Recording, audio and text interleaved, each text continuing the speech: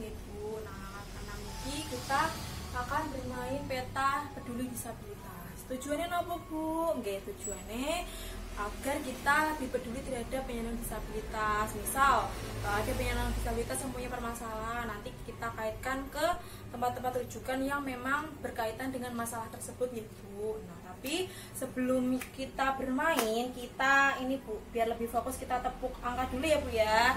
Siap Bu? Oke, saya contohkan dulu ya Bu. Misal tepuk 1, tepuk 2, tepuk 3. Sudah siap Bu? Oke, saya hitung ya Bu. Tepuk 1, tepuk 2, tepuk 3, tepuk 1, tepuk 3, 1. Oke, sampun tepuk tangan Bu, sampun fokus nggih. Nah, sekarang ini Bu, saya bagi dulu nih Bu kertasnya. Nah, tadi kan sudah dibagi menjadi 4 kelompok nih Bu sebelum ini. Yang tadi sudah berhitung 1, 2, 3, 4. Nah, yang mendapatkan angka 1 berkumpul dengan angka 1 sebelah sini ya Bu. Yang sudah mendapatkan angka 2 berkumpul dengan yang angka 2, angka 3 dan angka 4. Berkumpul dulu Bu jadi 1. Sampun Bu. Oke. Lalu niki saya bagi kertas-kertasnya ya Bu. Nah, ini peta peduli disabilitas.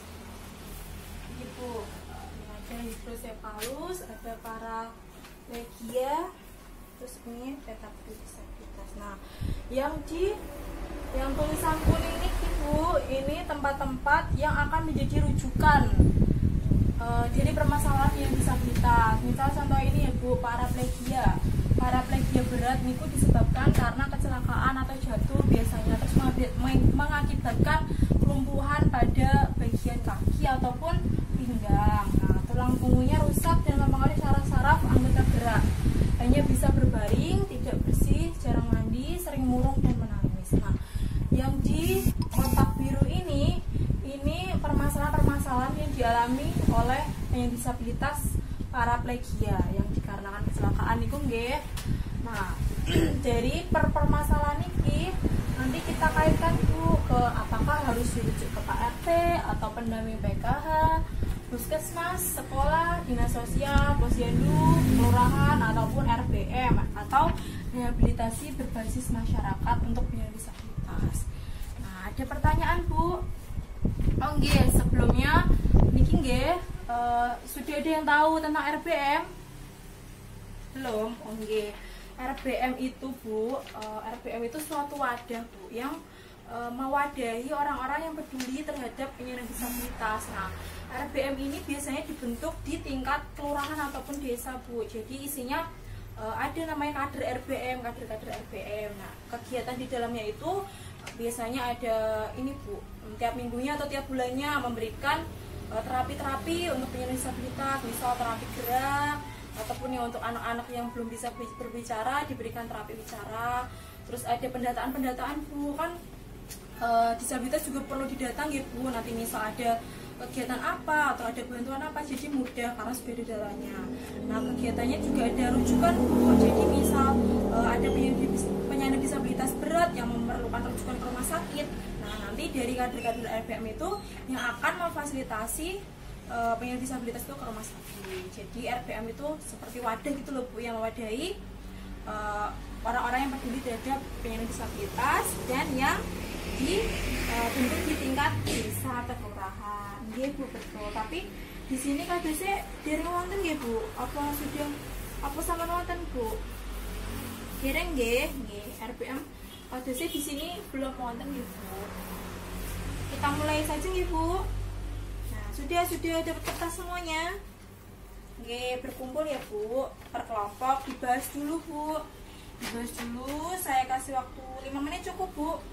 Cukup nggih, saya tunggu dulu ya Bu. Nah, sudah 5 menit ya Bu. Nah, kelompok siapa yang mau ini Bu membacakan hasil diskusinya? Nggih, coba Bu dibacakan nggih Bu.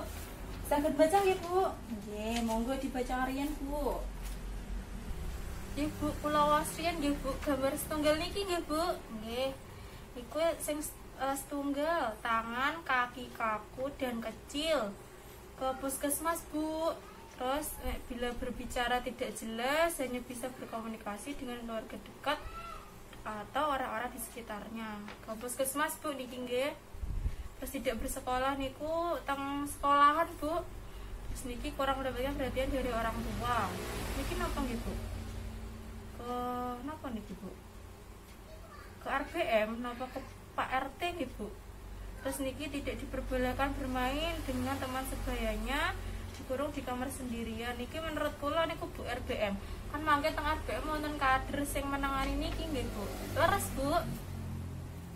Ibu buat teman-temannya sudah mau menyampaikan hasil diskusinya. Ayo Bu tepuk tangan. Terima kasih ya Bu. Nah, betul Bu. Nah, misal ini yang tidak bisa berbicara dengan jelas dan hanya bisa berkomunikasi dengan keluarga dekat, bisa kita kaitkan ke puskesmas yang siapa tahu dia mengalami kesulitan berbicara. Terus yang tidak bisa bersekolah kita kaitkan ke sekolah.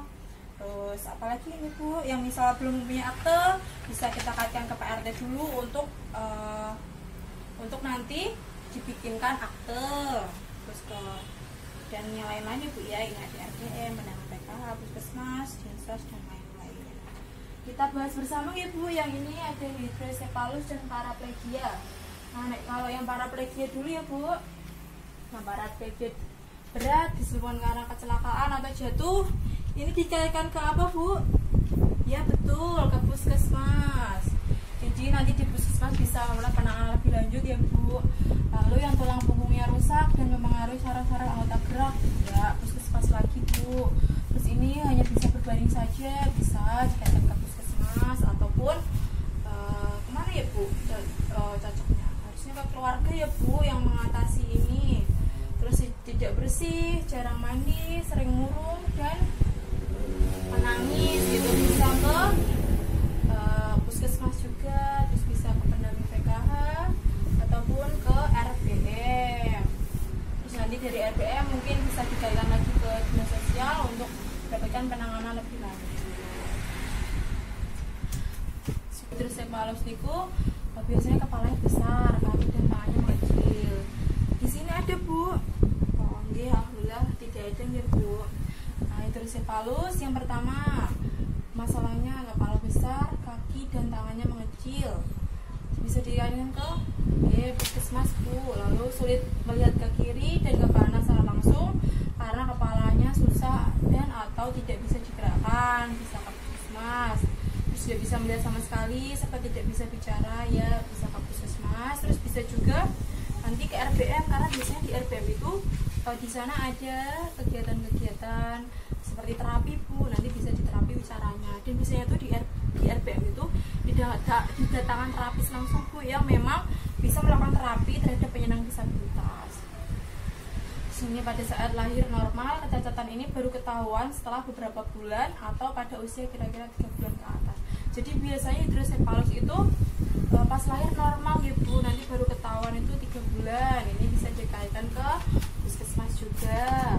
Terus belum memiliki akte kelahiran, ya dikaitkan ke kelurahan.